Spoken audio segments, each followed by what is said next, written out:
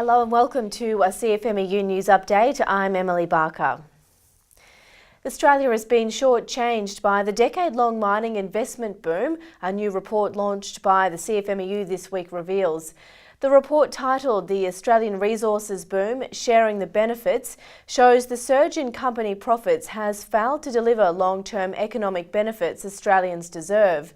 The year-long detailed study of the boom investigated industry growth, profitability, company tax paid as proportion of profits, income share, exports and employment. Key findings showed deductions available gifted mining companies with a lower corporate tax rate than any other industry. Former federal MP Tony Windsor launched the Graham-Larkham report, which recommended taxation reform and a sovereign wealth fund for long-term benefits.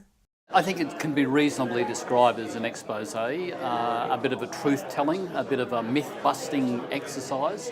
I mean, the union has forever just about argued that the country and Australians in general aren't benefiting enough from the exploitation of our natural resources. While the country's benefiting, it's not benefiting anywhere near as much as what it ought to.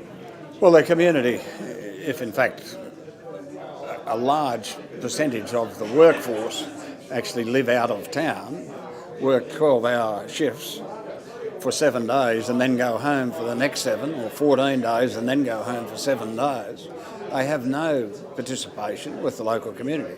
If you start to undermine the integrity of these towns, what does that mean for regional Australia long term? It's fairly bleak.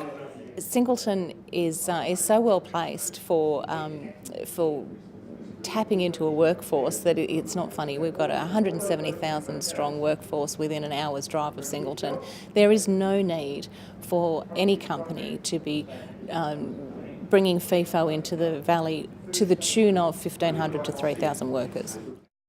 Hundreds of CFMEU members have rallied outside the Brisbane office of BHP Billiton to protest the sacking of Check Inspector Henk Duvendens. Members rallied outside the multinational's coal headquarters to demand justice for the sacked long-time employee. BHP recently sacked Henk from the Saraji mine in central Queensland, with union members concerned the company unfairly targeted Henk over his union involvement. Last year, the federal court forced BHP to reinstate Henk, the judge ruling the multinational unfairly targeted him for protesting during industrial action last year. Families who have been affected by a workplace death are urged to take part in a World First survey to better manage the consequences of work-related fatalities. Thousands of family members become survivors of a sudden work-related death each year, but little is known of how the death and the aftermath affects them. The Australian Research Council-funded study is hoped to pinpoint support for partners and families, including the effect of the response from government and other organisations. For more details on the study, please go to the CFMEU website. And finally, CFMEU women from across Australia have pledged their support for the Collinsville community's campaign for a fair go from mining giant Glencore. The Women's Conference in Brisbane last week discussed the challenges for women working in male-dominated industries and how to keep improving conditions.